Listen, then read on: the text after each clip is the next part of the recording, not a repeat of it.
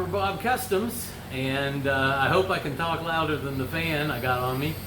It's hot and humid here in Guthrie, USA. So if it's too loud, I apologize for that, but I've got to be a little bit comfortable because it is really sticky. Anyway, hey, thanks for watching my videos. Those of you that have subscribed, thanks for subscribing. And if you haven't subscribed, hit that subscribe button now. Hit the notification bell so you know when new videos are coming up. Please like my videos. I like to be liked. And leave a comment or a question. I like hearing from you guys. At any rate, today I'm going to be doing some prep on the engine that is going into the 57 Chevy. Just a few little things, so it's probably going to be a short video, but just a few things that need to be done to it before it goes in there. I don't know whether you can see it or not, but this is a blueprint engine that he had purchased. I'm not exactly sure how long ago, but he's had it, and it was for this car. He bought it for the 57. We had talked about putting it in the 56 when we found out how the 56 engine had kind of had some issues, but he decided to go a different route on that. That one will be coming up again, so here again, hit that notification bell. But on this one, it's a 383. I think it's somewhere in the neighborhood of 430 horsepower. They dyno it. And it's basically almost ready to go in. It just needs a few accessories added to it. And so that's what I'm going to be doing today. First thing I'm going to be doing is putting on the Flexplate. I'm not sure what brand this is. He purchased it. The SFI sticker is dated April of 22, so he's been accumulating these parts for a while. It's only got another year and a couple months on the sticker, but anyway, the truth of the matter is, well, these do suffer some stress, so it probably is a good idea. I'm going to be putting it on with ARP bolts. I'm going to be following their instructions. ARP makes a great product, and they do have great instructions that go along with them. The one thing that it did say in the instructions was to make sure that there was a sufficient radius on the bolt hole to allow for the radius on the back of the head of the bolt. I have checked it. The hole is large enough that that isn't an issue. However, there are some burrs. It looks like all of these holes were punched from the engine side of the Flexplate, and so there's some burrs around these holes. And I'm not sure whether or not that's going to get underneath the contact surface of the head, but what I'm going to do, and it's not going to require a lot, but what I'm going to do is I'm going to just take my 5/8 countersink and just very lightly go over all the holes to make sure those burrs are removed.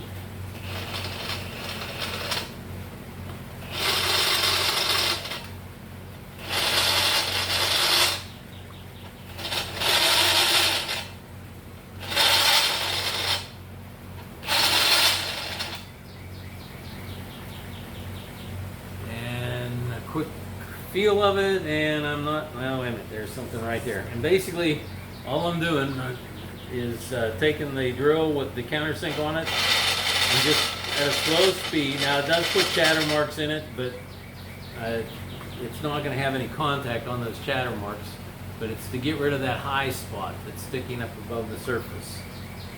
And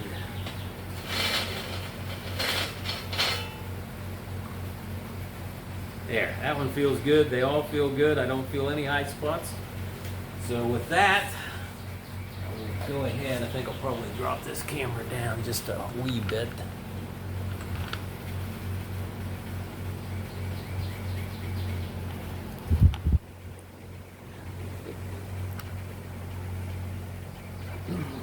Okay, so now this is a one-piece rear main seal engine. And so it does have a counterweight on the Flexplate, the bat wing, a lot of people call it, and It is indexed off of dowel pins, so you can really only put it on one way.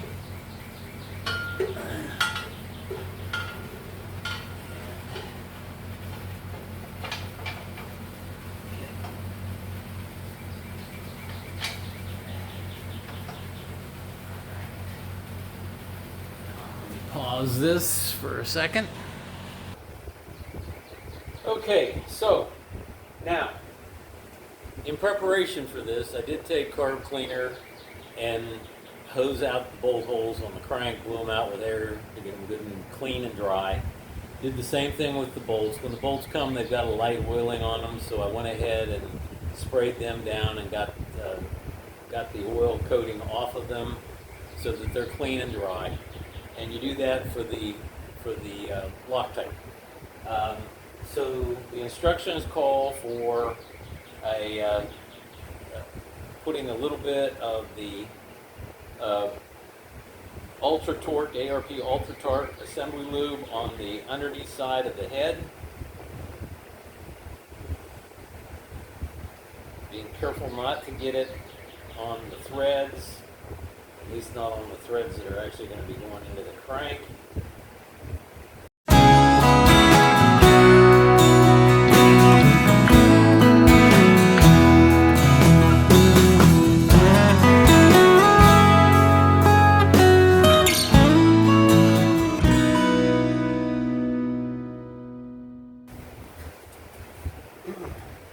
And then Loctite 242 blue on the threads.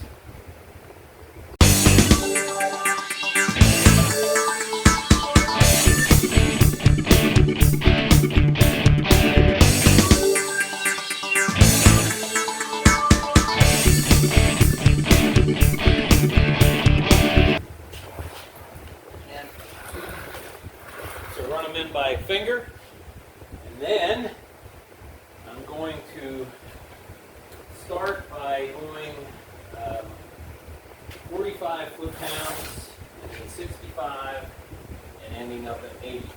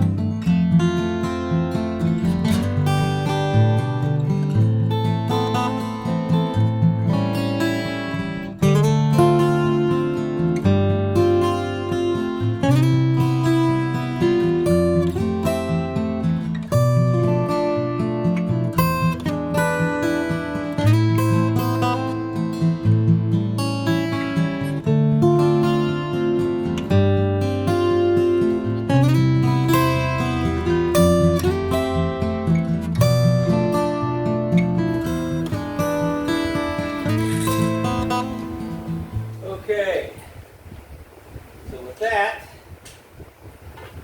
the flex plate is installed, ready to go. Okay, so let's move on to the next thing. Okay, it's time to install the harmonic dampener, usually called a harmonic balancer or just balancer.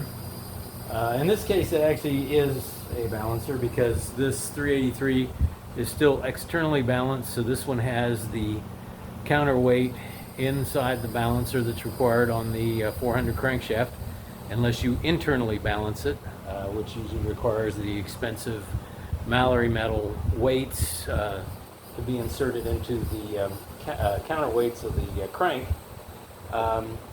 So I did put a light coat of grease on it, on the seal riding surface, and then I also put a little bit of light coat of grease on the inside of the seal, so that during those first few seconds of break-in until the engine oil gets up there, the seal's not running dry and squeaking on us. And so what you want to do, the crank already has a key in the keyway, and you get it started on there. And then you use the tool that everybody uses to install a balancer.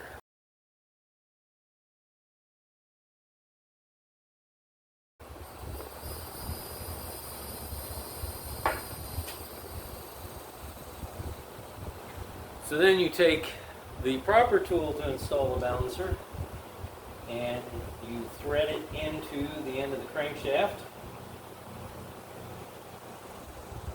Okay, so later in this video that you're watching now, I will say that I will be doing the balancer install in 2 segments. You start, and then I have to come back and finish it, because when I shot the end of this video, I had only got it partially installed. I've since decided to delete all that video. So when you get to the end of the video, and you hear me say that I did it in 2 segments, just disregard that. I can't explain to you what happened, okay? I was using a harmonic balancer puller, or installer, and it's one that I've had for ages. And I've installed a lot of balancers with it, and it's worked great, and never had a lick of problem with it. And I got this one on so far, and then it got really hard, like I had seated. But I looked at it, and it didn't look like it was fully installed. And so I gave just a little bit more of a turn on the big nut on the installer, and boom, it got really easy. And I've been around long enough to know what pulled threads look like. And sure enough, it pulled threads on the bolt. Now, when I pulled it out and looked at it, a couple of things hit me. First off, it's a grade 5 bolt. I had not paid any attention to it. I probably would not use a grade 5 bolt for this. I have for years, but that's not very good. The other thing that kind of struck me was the thread engagement was maybe 5/16 of an inch, maybe, I don't think it was 3/8. And granted, you really only need about 3 and 4 threads engagements to make it work. However, because of the way this thing is designed, you're not strictly pulling on this bolt. When you're trying to tighten the nut up, you're also trying to rock it in its bore. And I think through the years, that's what's happened, because it's necked down away from the end of the bolt. So I think that rocking motion basically damaged the threads that were up here engaged, which left the ones near the tip engaged, but there wasn't enough of them to keep it engaged. At any rate, it pulled loose. So what I'm going to do now, and hopefully I don't have any more problems with it, I got a grade 8 bolt. I got it a 1/2 inch longer, so it fully engages the adapter. In order to do that, I did have to put a couple of washers up here on the end of it. The other thing is, you know, you do stuff so many times, you know how things are going to work, and so you get complacent. I shouldn't have done that. So what I've done is I've gone in and I've measured how far the snout of the crank is away from the timing gear, where the balancer should make full stop on it. And I got 1.345 inches. Okay. And then I have measured the balancer, the depth of the balancer. Let's see if I can get a good measure. I think I know what it's supposed to be, but just to be sure.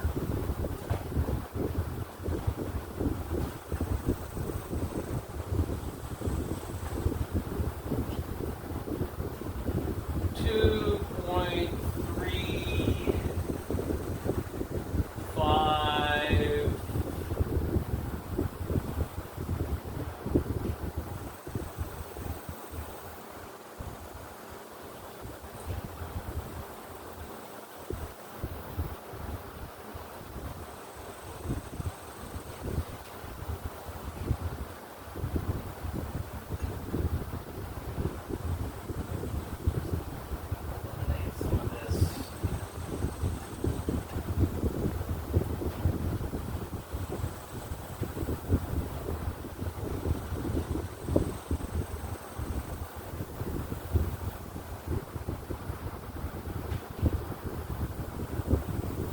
2.3, or I'm sorry, 2.355.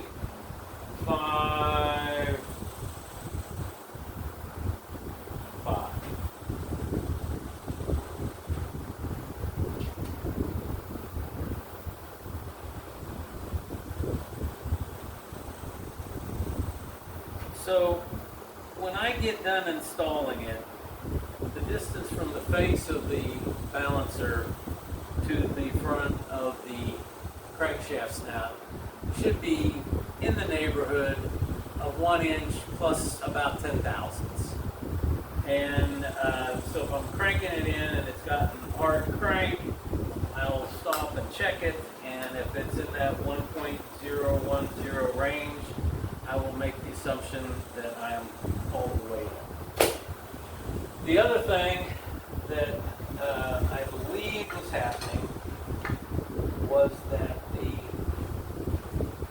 keyway for the timing gear, the key, may have been catching a burr on the brand new balancer.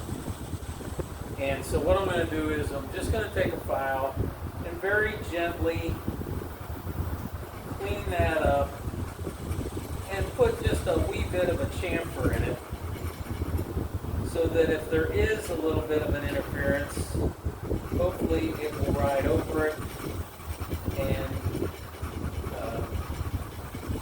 allow it to pass through.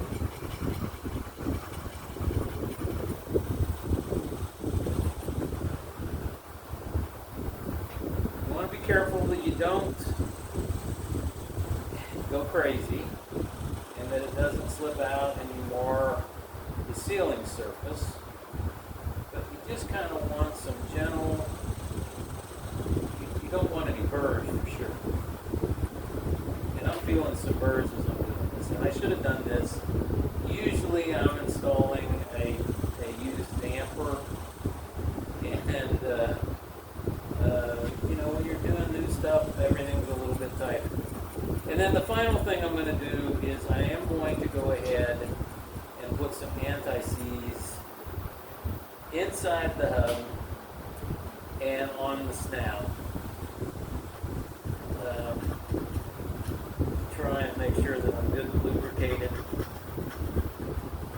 where it slides on the crankshaft.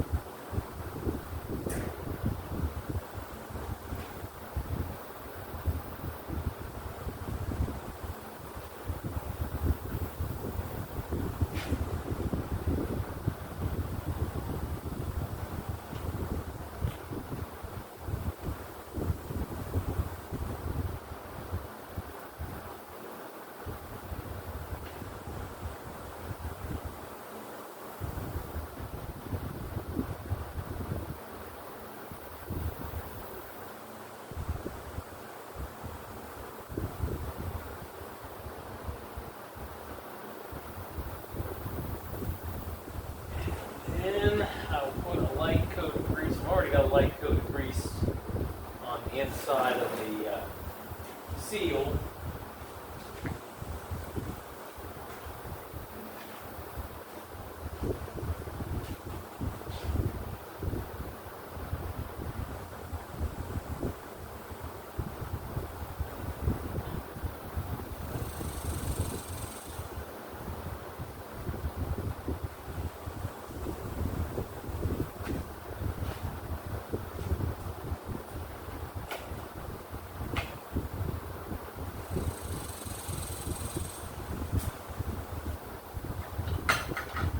just to make sure that the seal is not dry when we start the engine up. Until the engine starts throwing some oil up here, make sure that that seal is lubricated.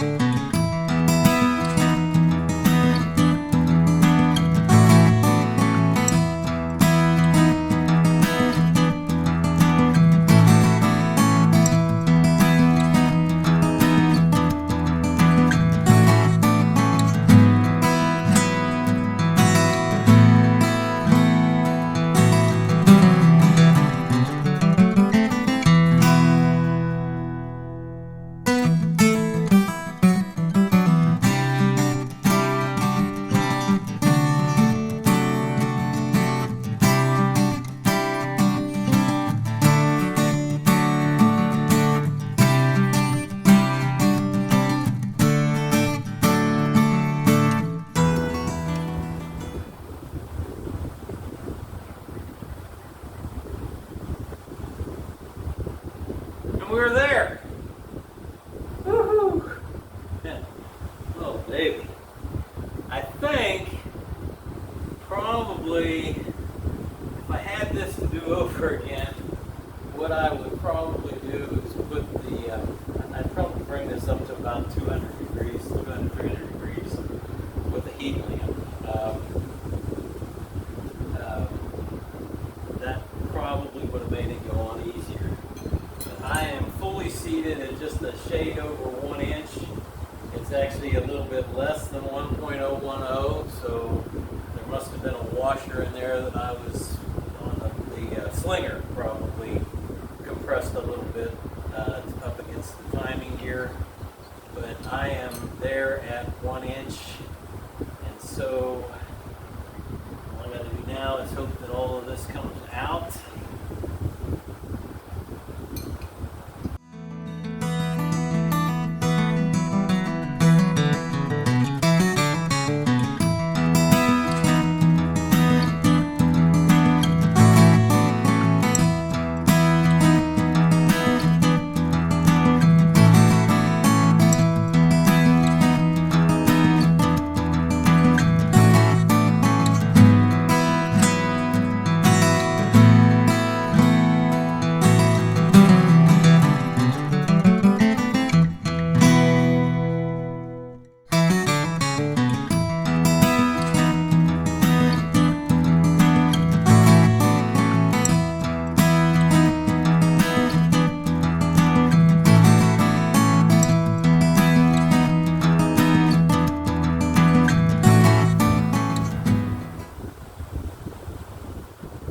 Okay, 80 foot-pounds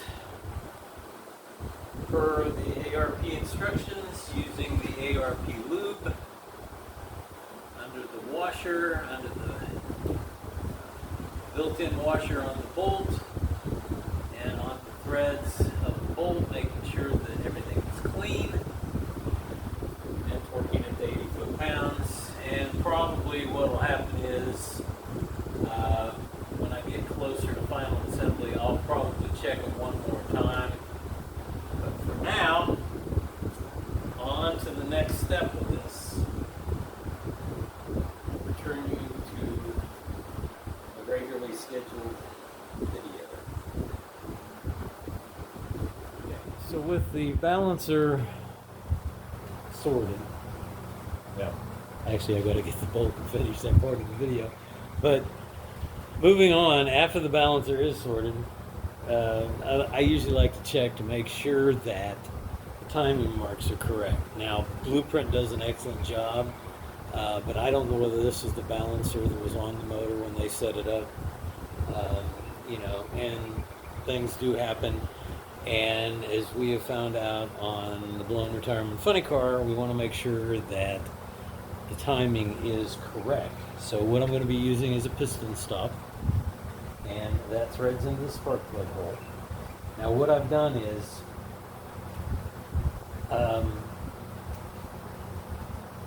this is a degreed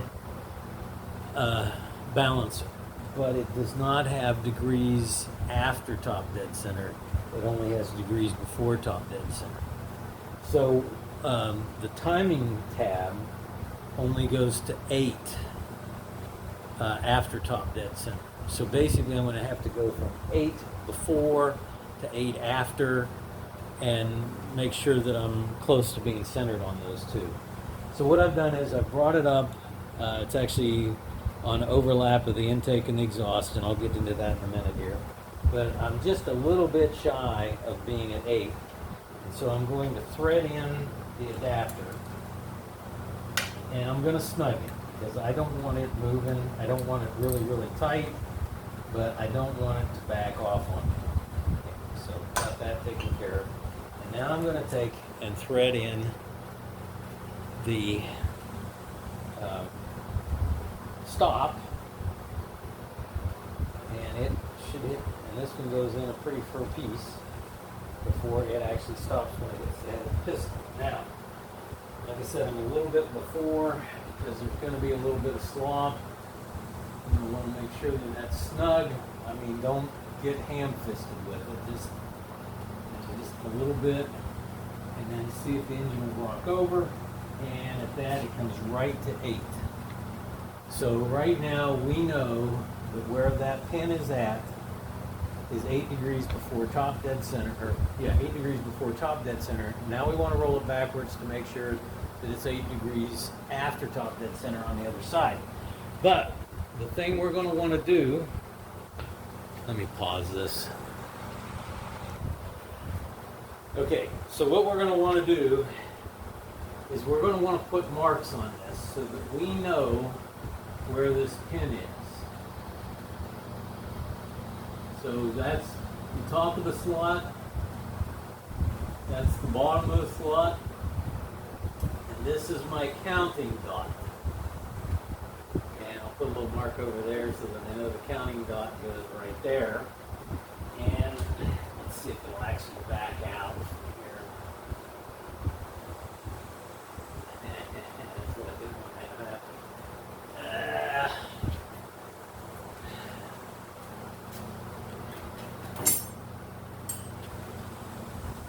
Best laid plans of mice and men. Alright, so let's do this again. Move a little slack out of it. Tighten that up just a little bit more than what I had tightened it up. So we're going to have to clean my marks off. Let's run this in. Maybe not. Maybe if I just keep the wrench on.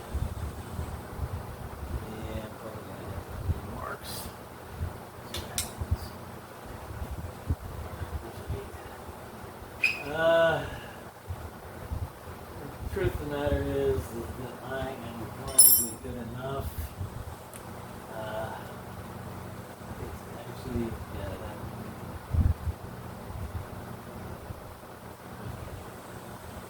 now, holding the adapter so that it does not turn, and backing.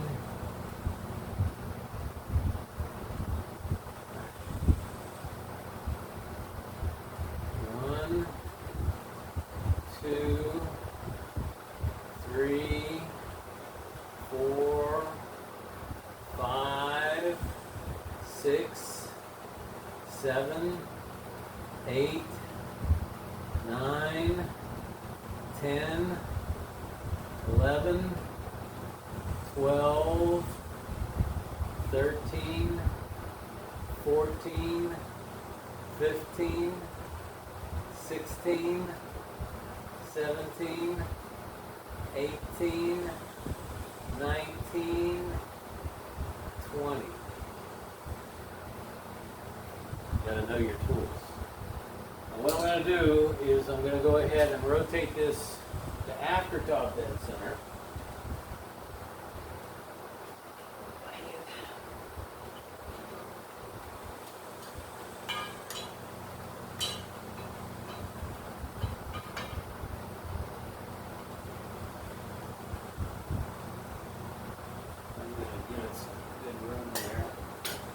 Now I'm going to go back in 20 turns.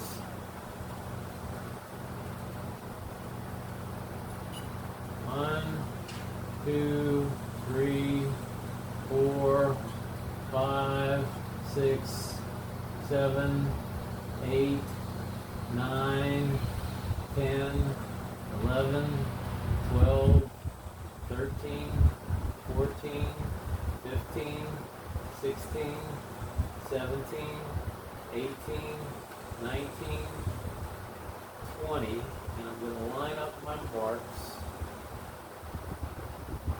And I'm going to, so I can't use my hand, bring the engine back over to where it stops.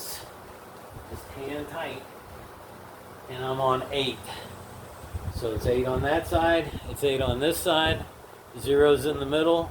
This timing tab is perfectly timed, or as perfect as I'm going to get it, perfectly timed to this balancer. So we know that when we set the ignition timing, we're on the money. So loosen it up just a little bit. Take your tool out.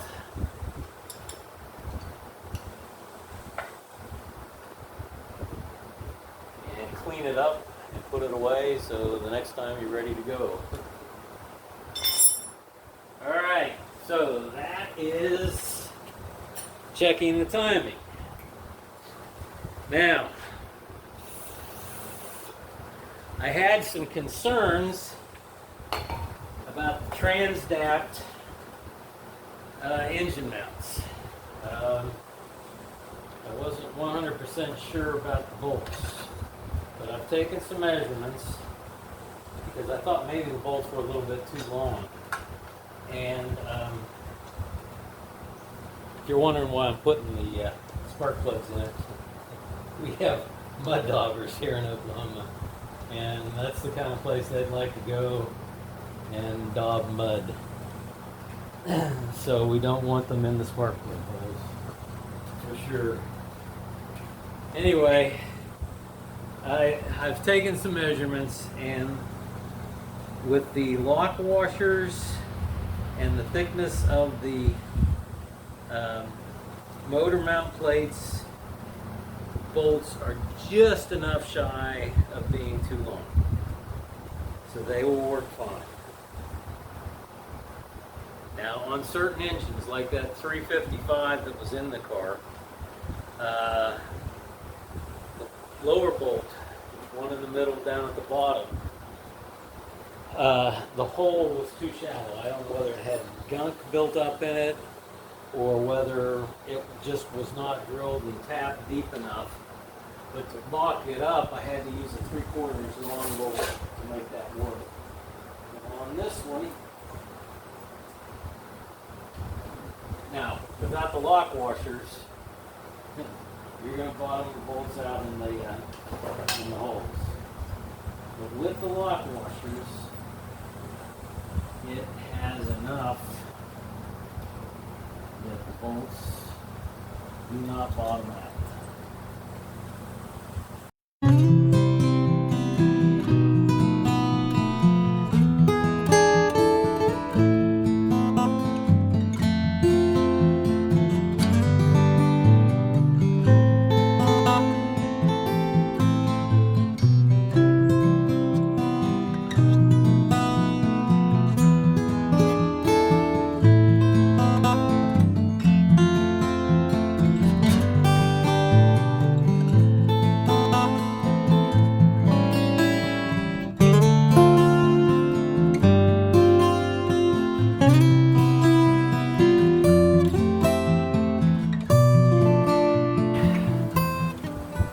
Make a list of things that I need, and I've got a few more things I got to do for fit up, but basically it is ready to drop in there. I'm debating whether or not to bolt the intake manifold on first or bolt the intake manifold on when it's in the car. I also need to check the header clearance to make sure they're going to work okay. I've got the starter.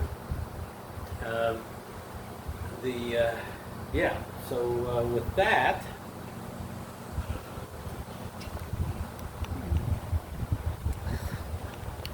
I've had about enough out here.